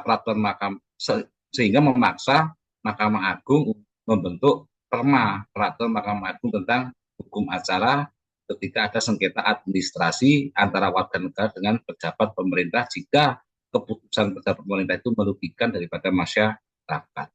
Nah, alat yang digunakan pertama tentu legal dokumen. Yang kedua adalah bagaimana kita melihat baik secara langsung melalui sumber data apa namanya tuh bahan hukum yang berupa data primer sendiri yang kita dapat dari berbagai narasumber maupun daripada praktisi bahwa mereka menyampaikan keluhannya, termasuk di dalamnya adalah penyelenggara pemerintahan itu sendiri menyampaikan keluhan bagaimana pelaksanaan satu undang-undang ini jika tidak ada peraturan pelaksana. Maka untuk mengisi kekosongan hukum tersebut banyak di kelembagaan negara karena belum adanya peraturan pemerintah, maka mereka biasanya membuat semacam kayak maklumat atau membuat surat edaran yang sifatnya kan sementara, tidak menjawab kebutuhan hukum secara mungkin itu Pak Didi yang bisa saya sampaikan selaku jawaban alatnya. Tentu karena ini penelitian normatif lebih kepada legal dokumen atau lebih kepada legal analisis. Ya, baik Itu Pak. Ya, ya. ya, kalau tidak ada lagi kita lanjut ke peserta berikutnya. Terima kasih Pak Joko Rizkiono atas pemaparannya. Ya. Ya, Terima kasih Pak Didi, sama-sama. ya, sama-sama Pak. Kita ke peserta berikutnya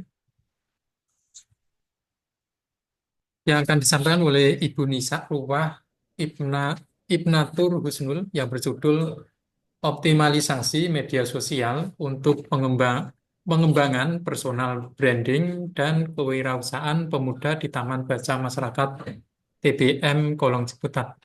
Kepada Ibu Nisa atau yang mewakili kami persilakan. Baik, Pak. Izin suara saya terdengar, Pak. Terdengar Ibu? Iya, ini tapi Ya. share screen-nya belum bisa nih, Pak Joko. Mohon maaf. Pak Joko keluar dulu Pak.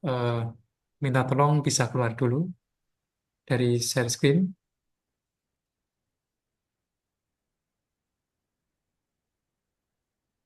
Halo Pak Joko, bisa ditutup dulu Pak untuk PPT-nya di dalam share screen-nya ditutup.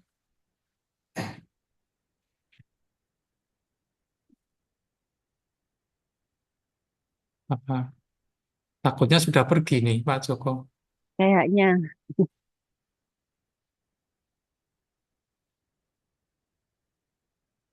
Tadi.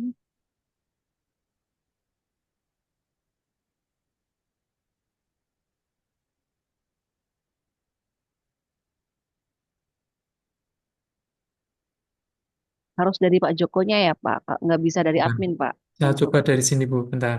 iya.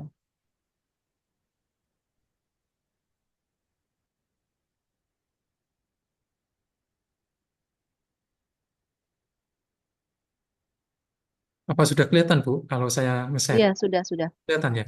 Oh, Heeh. Ya, saya izin, Pak. bentar. Udah. Nah, udah kan punya saya udah keluar ya, Pak? Coba Bu, coba. Sudah, Bu. Udah ya. Coba diulang Bu, coba. Oh, diulang. Coba ya.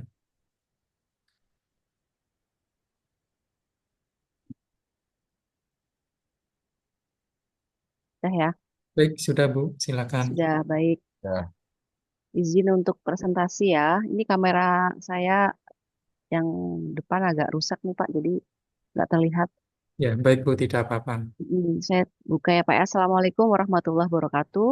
Waalaikumsalam. Salam Terima, warahmatullahi wabarakatuh. terima kasih Bapak Ibu semuanya, Bapak Moderator, izin untuk menyampaikan hasil PKM kami yang beranggotakan saya sendiri, Bu Yuliana Friska dan Pak Sopiana dengan judul Optimalisasi Media untuk Pengembangan Branding dan Kewirausahaan Pemuda di Taman Baca Masyarakat Kolong Ciputat. Kebetulan ini PKM udah keberlanjutan dari sebelumnya nih, jadi kita maintain terus untuk pemuda di TBM Kolong Ciputat. Kali ini temanya adalah personal branding. Nah, yang melatar belakangi di sini adalah karena kami memang sudah menjalin hubungan baik dengan TBM Kolong Ciputat ini, ternyata mereka itu punya suatu produk makanan yang dijadikan untuk usaha UMKM gitu ya.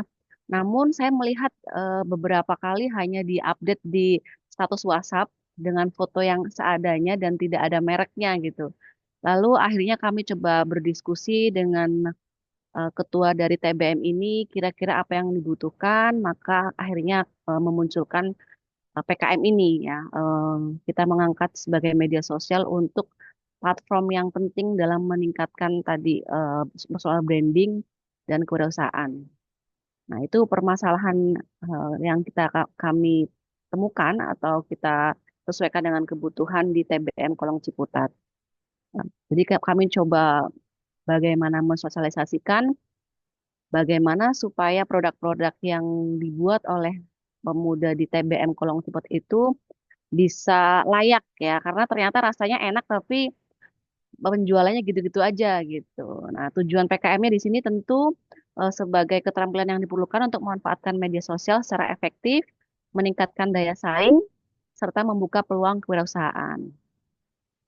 Manfaatnya di sini PKM diharapkan tidak hanya mengatasi keterbatasan yang ada, tetapi juga berkontribusi pada pengembangan ekonomi lokal berbasis digital. Karena kan sekarang harus bisa berbasis digital ya untuk bisa bergempur dalam dunia bisnis. Program ini akan memberikan dampak positif jangka panjang dengan meningkatkan keterampilan digital, mendorong inovasi, dan memfasilitasi pertumbuhan usaha kecil di kolom Ciputat ini TBM. Nah, kemudian metode pelaksanaan PKM ini yang tentu pertama adalah persiapan program, di mana tadi dari identifikasi kebutuhan, ya, jadi ternyata ada beberapa produk yang rasanya enak gitu ya, tetapi dari packagingnya, dari pemasarannya, dan pemanfaatan media sosialnya itu sangat kurang. Nah, oleh karena itu kita hadir di sini. Adanya pelatihan literasi digital dan media sosial ya, melakukan secara online, secara tatap muka dan online. Kemudian setelah itu kita juga memberikan branding juga ke mereka. Kemudian nanti tahapannya lagi adalah ada evaluasi. Nah, ketika kita sudah melaksanakan sosialisasi bagaimana membranding suatu produk di media sosial, itu kemudian dampaknya seperti apa. Nah, kemudian di sini hasil kegiatannya yang pertama, kita akhirnya memberikan apa ya, memberikan ide untuk diberikan nama atau branding terhadap produk tersebut gitu. Kemudian strategi pemasaran. Nah, yang biasanya mereka hanya memasarkan di status WhatsApp gitu. Nah, lalu kita coba untuk bisa memberikan ide ke Instagram dan TikTok. Jadi supaya bisa lebih menarik lagi gitu. Dan packagingnya dan lain-lain itu juga kita coba mewadahi di sana. Kemudian tadi adanya pendampingan dan pengembangan. Jadi kita di sana juga sekaligus memberikan apa ya contoh-contoh produk-produk yang kita tawarkan yang sudah bagus supaya menjadi contoh untuk produk-produk di TBM Kolong Ciputat sana. Kemudian kita juga melakukan dukungan penuh ya karena ternyata waktu kemarin kita awal di sana itu hanya satu rasa produknya atau jajan keripiknya gitu ya. Nah, akhirnya kita coba setelah memberikan beberapa literasi, beberapa pengetahuan atau beberapa masukan gitu, akhirnya ada rasa-rasa yang baru terhadap produk-produk yang ditawarkan gitu. Jadi sekarang nggak cuma satu rasa doang, ada rasa balado, ada rasa pedas, ada rasa original gitu. Nah, akhirnya eh, mengembangkan ide-ide kreatif ini di TBM Kolong Ciputat. Nah, mungkin itu yang bisa disampaikan sebagai kesimpulan. Harapannya adalah pemuda di TBM Kolong Ciputat ini dapat mengoptimalkan media sosial untuk meningkatkan kewirausahaannya mereka ya, kemudian memperbaiki kesenjangan keterampilan digital. Nah, jadi supaya mereka juga karena sekarang sudah eranya TikTok, Instagram gitu ya. Jadi supaya packaging atau produk yang mereka buat itu bisa bisa bisa bersaing dengan produk-produk lain gitu. Kemudian caranya untuk PKM selanjutnya adalah peningkatan hasil. Nah, ini peningkatan hasilnya kita belum belum belum belum tahu nih. Kemungkinan kalau semester depannya kita coba lebih ke sana. Ini dokumentasi kegiatannya. Terus ini untuk rencana tindak lanjutnya, jadi kita nanti setelah kemarin sosialisasi kita mau adain workshop untuk di semester berikutnya. Jadi kita lebih lebih dalam lagi. Ya. Kita juga memberikan PR ke mereka, apakah selama 2 bulan terakhir ini sudah sesuai dengan yang kita coba arahkan atau belum. Nah itu nanti bisa menjadi rencana tindak lanjut untuk PKM kita selanjutnya. Mungkin itu yang bisa disampaikan untuk hasil PKM terkait dengan optimalisasi media online atau media sosial. Mungkin itu yang bisa disampaikan. Silakan Bapak Ibu apabila ada pertanyaan, dipersilahkan. Saya tutup. Assalamualaikum warahmatullahi wabarakatuh. Waalaikumsalam warahmatullahi wabarakatuh. Ya, demikian pemaparan dari Ibu Nisa. Silakan Bapak Ibu yang ingin bertanya.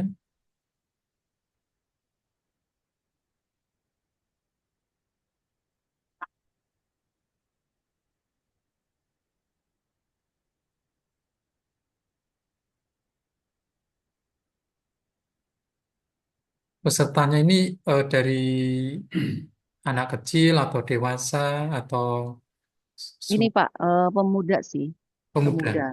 Pemuda Mm-mm. aja, Bu.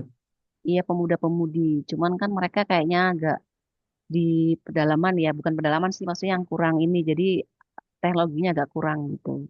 Hmm. Cuman setelah kita coba terapkan apa materinya ya, maksudnya coba praktekkan gitu, mereka ini apanya cepat nangkep gitu. Bisa. Nah, mungkin karena masih masih muda gitu ya, jadi masih bisa lah kita coba maintenance. Iya. Hmm. Izin Produk, tanya dong, Boleh, izin boleh. Pak Didi. silakan. Ya, Bu. Dengan Ibu siapa ini tadi? Ibu Nisak, Bu. Bu Nisa, salam kenal. Ini yang di Iya, Ciputat yang di ini yang di bawah itu ya, taman betul, bacaannya. betul. TBM yang di flyover bawah jembatan itu loh, Bu. Flyover. Oh, Mm-mm. oke. Ini siapa penggiatnya, Bu? Kalau penggiatnya kan sekarang bergantian ya, Bu. Cuman saya kebetulan sama yang dulu itu kenal, namanya Pak Toro. Tapi beliau sekarang menjadi apa istilahnya penasehat ya. Nah gitu. Sekarang kayaknya yang megang anak UIN kayaknya ya, anak UIN yang terbaru Oh, nih. Nah anak cuman UIN saya ya. biasanya kan di TBM di Kolong Ciputat, Bu. Tapi karena ini kegiatannya harus apa istilahnya intens ya. Kalau di sana kayaknya suaranya nanti nggak maksimal. Maka kita kemarin ke ruangan apa sih kayak ke aula gitu Bu di sekitar warganya gitu. Oh, itu di situ komunitasnya apakah anak-anak muda di sekitaran situ atau pendatang urban yang misalnya apa ya? Iya, apa yang apa pendatang atau dari situ saja? Sepengetahuan saya sih yang dari situ sekitar lingkungan Ciputat dan sekitarnya ya Bu ya. Oh, gitu ya. Heeh. Cuman kalau Oh, memang kalau pengurusnya itu memang kebanyakan dari kampus, dari Unpam juga ada, dari UIN juga ada. eh, Jadi mereka oh, berkolaborasi untuk bisa membina taman bacaan masyarakat Kolong Ciputat ini, Bu. oh gitu. Usianya ada beragam, ada yang usia usia 2 tahun, 5 tahun, itu juga ada 7 tahun. Kalau dari Heeh. performnya bukan bukan urban ya, Iya, jadi kayaknya bukan, kayaknya ya. bukan ya, memang warga Mm-mm. setempat itu Iya, diperuntukkan untuk warga setempat ya. betul betul Ibu. Iya, iya, iya. Oke, cukup Pak Didik. Baik, Bu Sri, atas pertanyaannya. Ya, satu lagi Bu Nisa. Boleh. Ya, untuk produknya apa saja ya, Bu, yang ada di situ? Ya Nah, sudah. kemarin itu kan keripik, keripik cuman jenis keripiknya ada 3 macam, Pak. Nah, mereka itu kemarin bikinnya cuman balado asin gitu ya.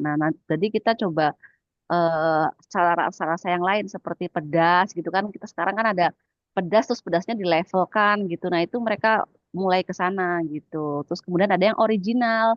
Barangkali memang sasarannya kan tidak suka pedas gitu ya. Nah, itu di original juga ada. Nah, keripiknya tuh ada keripik apa sih kayak bahasa bahasa Ciputat sih keripik kecimpring. Nah, bahannya tuh dari apa tuh? Dari apa ya itu ya? Yang kayak keripik-keripik maicih itu loh, Pak. Hmm, Nah, itu dari keripik-keripik seperti itu. ya.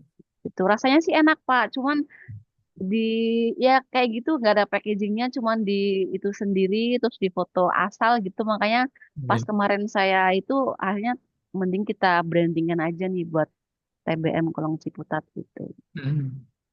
Ya. Jadi kemasannya salah-salah ya, Bu. Mm-mm. Dan nggak ada namanya Pak, cuman kita pokoknya Gitu. kecimpring aja gitu, kecimpring aja. Iya, iya. Mm-mm. Ya, itu aja, Bu. Eh, Baik, dari saya. ya terima kasih, izin stop screen Pak. Baik, Bu. Terima kasih Bu Nisa telah memaparkan hasil pengabdiannya.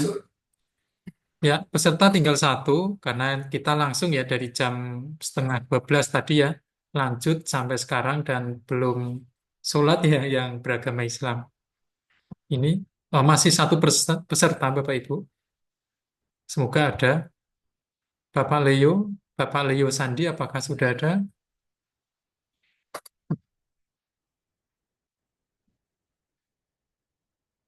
Kalau tidak ada kita tutup, kita cukupkan karena tinggal satu peserta ternyata belum hadir di sini.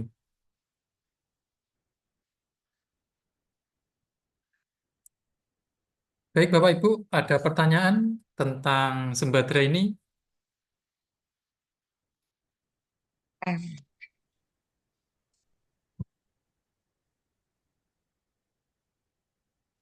Mau tanya Pak Didi, Baik, Bu, itu silakan. itu kan kami kan pasti lebih dari satu orang ya. Contohnya kayak penelitian kan saya berdua dengan rekan. Sementara untuk sertifikatnya itu diterbitkannya kan atas nama saya. Bagaimana dengan rekan saya? Untuk rekan yang jadi anggota di penelitian, di artikel penelitian maupun artikel PKM, untuk anggota akan mendapatkan sertifikat, Bu. Sesuai Eh, dengan tertera yang di artikel. Ya. Nah, eh, Tapi kalau Mengaksesnya dari mana itu? gimana, Bu?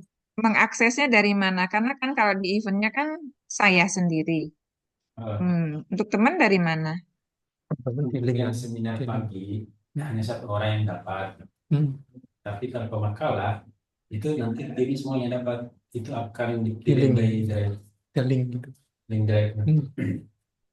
Ya Bu, gini Bu, untuk anggota atau peserta dalam artikel ya Bu, baik penelitian maupun PKM, itu nanti akan dikirimkan link yang isinya sertifikat dari anggota tersebut Bu. Oh, oke. Ya, Akan dikirim linknya, yang berisi baik. sertifikat anggota-anggotanya. Baik. Terima kasih Pak Didi. Baik Bu, ada lagi Bapak Ibu?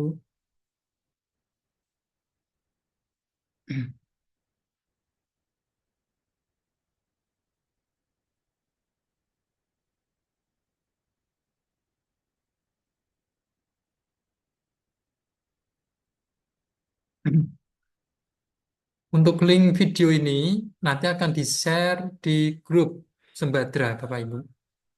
Linknya, link diseminasi ini. Baik. Itu untuk isian diseminasi ya Pak Didi. Ya, baik. Ya, seperti itu. Tunggu. Ya, kalau tidak ada lagi, kita cukupkan Bapak Ibu, karena acaranya sudah selesai, sudah di ujung acara. Lebih baik, mari kita tutup acara diseminasi ini. Ya, saya ucapkan banyak terima kasih pada Bapak Ibu semua yang telah berpartisipasi atas kerjasamanya. Saya ucapkan terima kasih. Saya sebagai moderator, mohon maaf apabila ada kesalahan atau dalam ucapan masih ada kata-kata yang tidak berkenan. Bila itu wal hidayah, Assalamualaikum warahmatullahi Sama. wabarakatuh. Assalamualaikum warahmatullahi wabarakatuh. Waalaikumsalam warahmatullahi Terima wabarakatuh. kasih. Ya, wabarakatuh. Terima kasih atas Izin live partisipasinya. ya Pak Didi ya. Ya. Bapak, Bu. Izin live Pak Didi. Izin live Pak Didi. Terima kasih. Selamat siang.